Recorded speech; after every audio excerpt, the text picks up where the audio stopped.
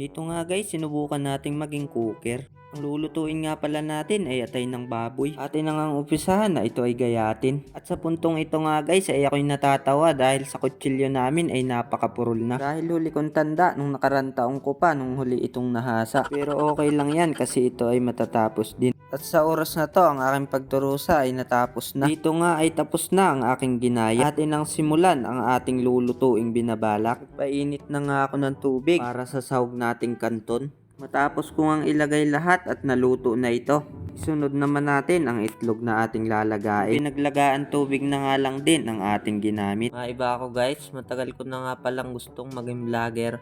Almost 1 year na ako nagsimula pero napanghinaan ako ng loob. At ngayon naisipan ko ulit bumalik at gumawa ng mga content. Kaya kayo guys, kung anong mga goal at mga gusto nyo sa buhay, ipagpatuloy nyo lang yan. At yun nga guys, ay balik tayo sa ating ginagawa. Matapos nga nating hugasan ng atay ng baboy, ilagay natin to sa malinis na lalagyan at lagyan na rin ng Tasty Boy. Uy, Tasty Boy, baka naman.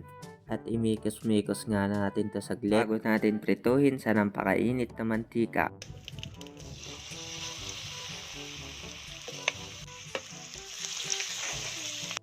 Nahihirapan nga pala ako dito guys kasi mag-isa lang ako. Ako lang din nagbibideo sa sarili ko. Kaya hindi nyo ako makikita. Sa oras na to, luto na nga ang ating atay ng baboy. Ready na to para sa food trip. Tamang tama to kasi kanina pa rin akong gutom. Kaya i-ready na natin to at dalhin na ito sa pagkainan. Kasama nga pala natin dito ang ating pamilya. Pinagluto ko nga pala sila at napakarte ng aking bunsong anak. Halina kayo at samahan nyo kaming kumain. Napakasarap nito guys. Ang simpleng pansit canton ginawa kong special.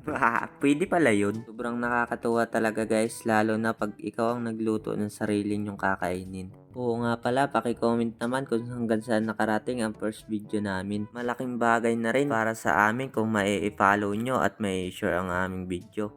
Maraming salamat sa inyong mga idol. Bago ang lahat, bago matapos to, paki-follow naman ang Facebook page ko. Hep, diyan ka muna. Tayo nyo muna, hindi pa ako tapos. Iinom muna ako ng tubig dito kasi medyo nabulunan ata ako. Sarap. Coca-Cola, baka naman. Cola-Coca. Tuwa nga ako dito guys habang ako nag-i-edit. Nakita ko yung bunso kong anak na dumadampot na ng kanya. Tagal kasi daw ng kanyang mama magsubo kaya nagsarili na siya. Ako ngayon natatawa guys kasi hiyang-hiya pa kami dito sa harap ng camera. Isipin mo yung first video pa naman, di ba? Pero okay lang yan, masasanay din kami. Pati nga pala voice over ko, nahihiya na rin ako. Pero huwag kayong mag-alala, sa second upload ko, mas gagalingan ko pa. That's it for today. See you next video.